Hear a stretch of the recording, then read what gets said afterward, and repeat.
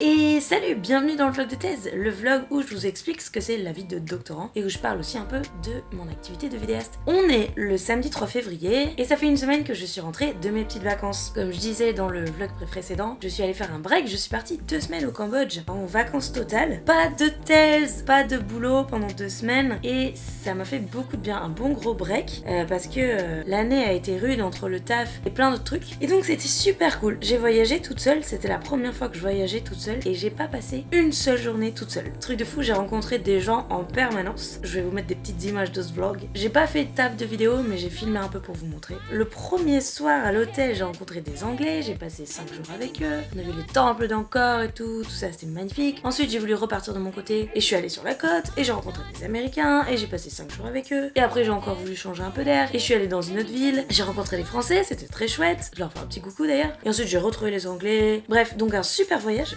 super détente. Enfin, détente, pas repos parce que j'ai bien fait la teuf, mais pour changer les idées, parfait. J'ai fait beaucoup de massages. Le massage au Cambodge, $5 de l'heure. J'avoue, j'en ai fait un tous les 2 jours à peu près.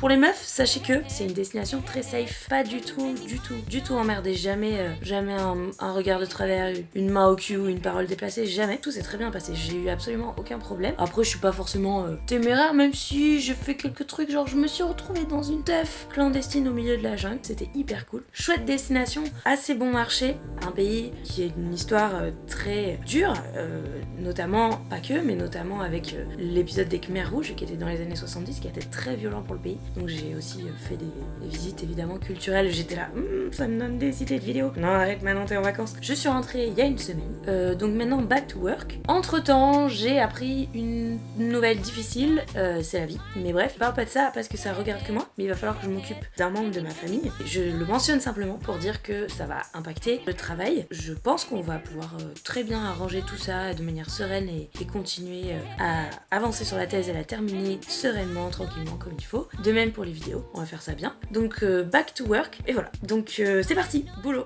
Donc j'ai une directrice qui utilise ce logiciel de correction sur Word et tu vois c'est fort pratique pour moi puisque je peux donc prendre en compte sa remarque, tu vois, donc précise ton emploi chronologique, je vais le faire ici et ensuite je peux supprimer le commentaire, comme ça je sais que j'ai fait cette correction. Bon, je me le remets, sinon je vais l'oublier. Et pour le corps du texte, où elle me fait des corrections, alors là, hein, c'est ma première partie, le style est hyper lourd, j'étais assez rouillée. Mais tu vois, je peux faire un copier-coller, je prends ce morceau, hop, donc tu vois là de l'autre côté, sur mon texte à moi, hop, je fais coller et hop, il y a ces corrections sans ces traits évidemment, qui sont appliquées. Après, il faut que je vérifie qu'il n'y ait pas des petites fautes. Et bien sûr, même si je fais du copier-coller comme ça, je regarde avant de copier-coller de l'autre côté ce qu'elle avait fait comme correction, même sur la forme, parce que sinon je progresse pas en écrivant. Donc je lis, mais ça va plus vite que tout retaper à la main, évidemment. Donc c'est très pratique. Et puis surtout, donc je peux plus facilement ne rien oublier, parce que tu vois, par exemple là, je vais faire accepter la modification et tout. Bon, ça part un peu long comme ça, un peu fastidieux.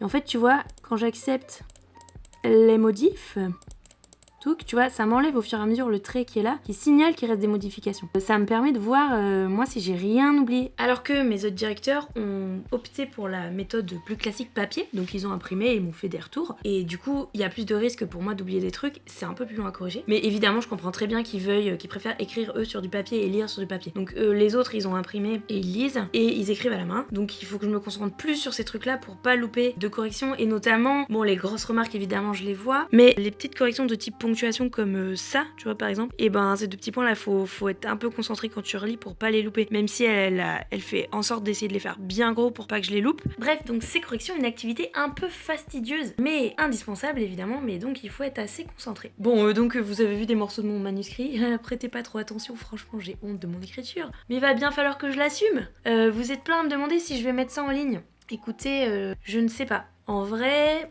bah faut quand même l'assumer déjà, alors je verrai si je suis fière de mon taf à la fin. Et ensuite, sachez que c'est pas de la vulgarisation, vraiment. Donc je pense que c'est peut-être plus digeste que d'autres sujets ou d'autres disciplines, mais n'empêche que c'est pas pour le grand public. Et ça se veut pas être accessible, donc je suis pas sûre que ça vous fasse kiffer. Mais éventuellement, peut-être je ferai une vidéo sur ça, sur le sujet un peu détaillé. On verra. Allez, j'y retourne. Ciao. Mais appelez Yazur. Psst, c'est le vlog.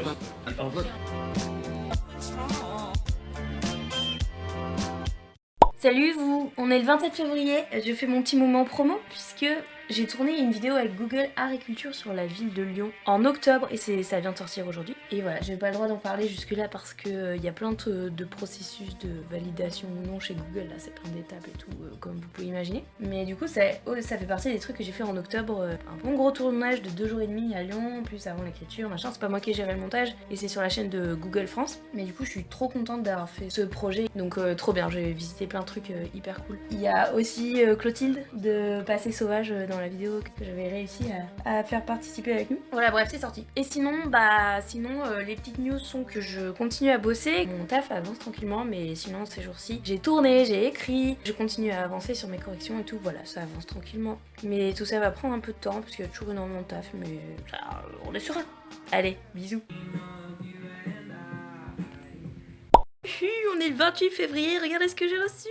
Oh, la belle boîte YouTube. Il y a une petite lettre qui me félicite, n'est-ce pas? Et à l'intérieur, tada! Allez, coucou! Ouais, mon trophée des 100 000 abonnés. À quoi ça sert? À rien du tout, à part se la péter. Et c'est ce que je compte bien faire. Merci, les abonnés. Faut que je te montre un truc, c'est tellement la honte. En fait, tu vois, c'est le document que j'avais rendu à mes directeurs. Et j'avais laissé ça, j'avais écrit ça moi, complété avec mes connaissances. Et tu sais, comme je te dis, des fois j'écris, puis après je mets des petits trucs à compléter pour quand je relis. Et ça m'a échappé quand j'ai relu. Et du coup, j'ai quand même rendu un truc que j'avais marqué, complété avec mes connaissances. Ça fait pas vraiment très con dans mon document, j'ai rendu ça à mes directeurs, la honte quoi. Et d'ailleurs, ma directrice, elle a répondu, oui, à mon avis, muscler cette partie très descriptive.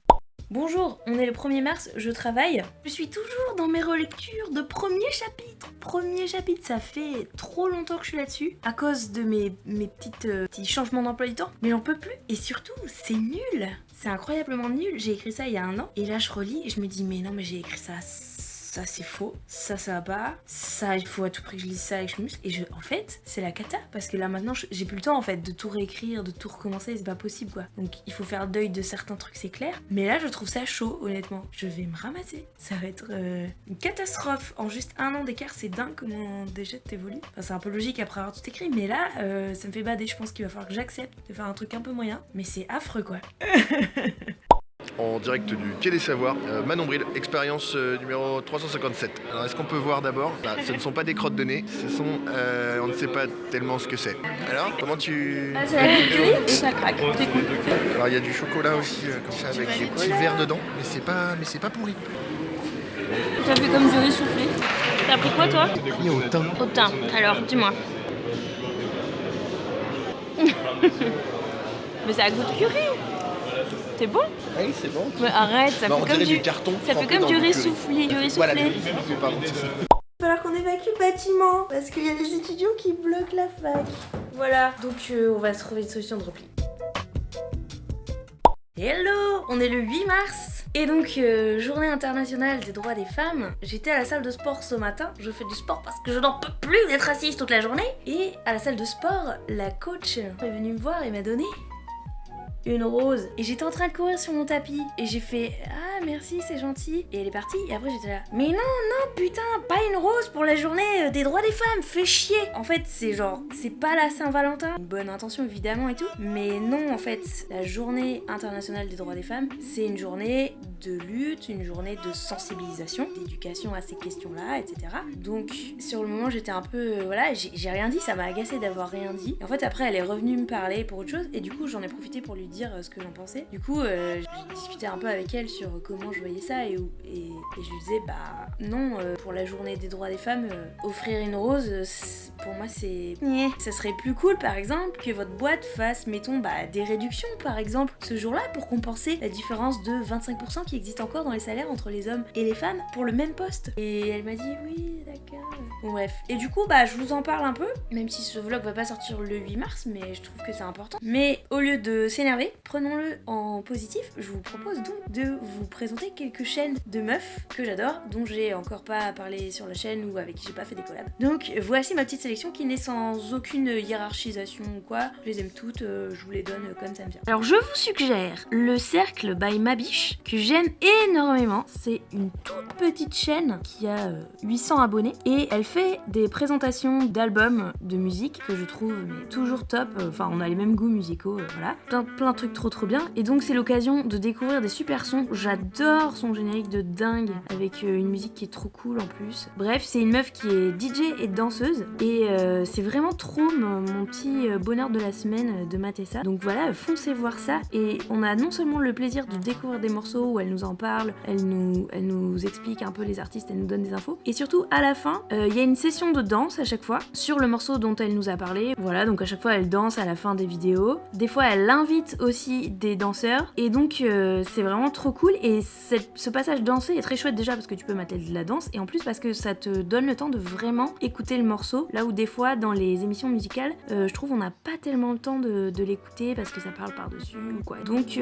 trop bien. Ensuite il y a Fannifique qui nous fait de l'humour feel good, lifestyle un peu second degré, des fois plus sérieux mais toujours très rigolo et fort sympathique et très bonne humeur et voilà c'est ton petit moment détente aussi de la semaine qui est trop cool et puis c'est une meuf qui est absolument trop cool et très très fun et on a la même passion pour les grimaces. C'est comme ça que j'ai découvert par un pote qui m'a dit regarde cette meuf elle fait des grimaces comme toi et regardez-moi ça. Oui voilà, si vous aimez les grimaces allez donc voir Fannifique, tiens je lui mets son petit pouce bleu. Toujours sur l'humour il y a la chaîne des Glamouz, vraiment énorme, j'adore leur humour noir, donc là c'est vraiment donc c'est deux meufs qui font des parodies de lifestyle justement et compagnie, c'est vraiment de l'humour trashos et tout, donc le What's in my ass challenge par exemple, elles sont très très drôles, c'est vraiment original, ça change de plein de trucs qu'on a vu 1000 fois, donc je vous recommande énormément et voilà, et c'est de l'humour noir grinçant qui joue sur les codes de beauté et compagnie et c'est con et c'est ça qu'on aime. Je vous recommande aussi énormément la chaîne de Passé Sauvage, surtout pour vous les passionnés d'histoire, c'est une chaîne d'histoire, archéologie, anthropologie qui est top, c'est Clotilde qui fait ça, donc là par exemple vous avez une vidéo sur Pompéi, c'est fort bien documenté avec des sujets très pertinents, bien problématisés, très bien expliqués, très clairs. Il y a beaucoup de conneries qui circulent sur YouTube sur l'archéologie,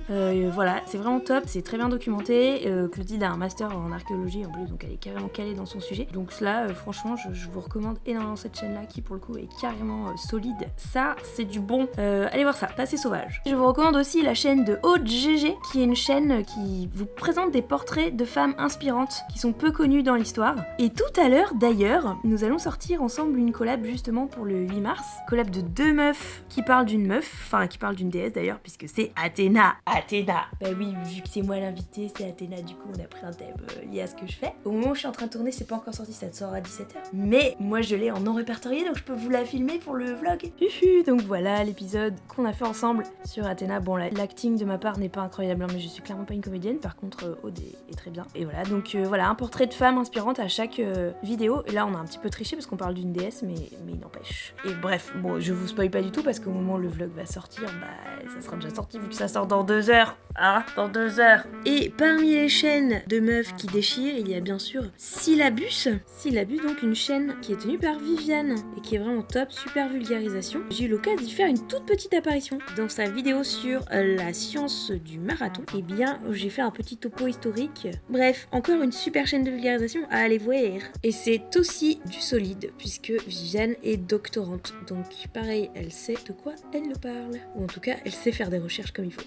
Et enfin, un dernier truc que je voulais vous dire, c'est qu'on constate, les gens qui font de la vulga, qu'on a très peu de public féminin. C'est assez surprenant. Alors là, je viens de rouvrir mes stats et je vois que ça a augmenté. J'avais pas fait gaffe, je vous montre. Donc là, vous voyez, c'est mes stats d'abonnés. Et on voit que donc, il y a que 37% de femmes et 63% d'hommes. C'est déjà beaucoup plus qu'avant, parce qu'avant, c'était plutôt 1/4 de femmes et 3/4 d'hommes. Donc on a très peu de meufs qui matent et on sait pas pourquoi. À ce point-là, il y a vraiment un énorme gap. Est-ce que peut-être c'est lié au fait que quand t'as un profil féminin dans tes suggestions YouTube, on propose plus des trucs de beauté, j'en sais rien. Est-ce que c'est plus un biais plus général de société qui fait que les nanas se sont pas, comme d'hab, concernées par des trucs de science, etc. Ça c'est un truc un peu plus profond, un peu plus ancré, peut-être, mais dans ce cas, n'hésitez pas à leur faire découvrir, à leur suggérer qu'elles s'intéressent aussi. Allez sur ce, je retourne au taf, bisous et bonne journée internationale des droits des femmes.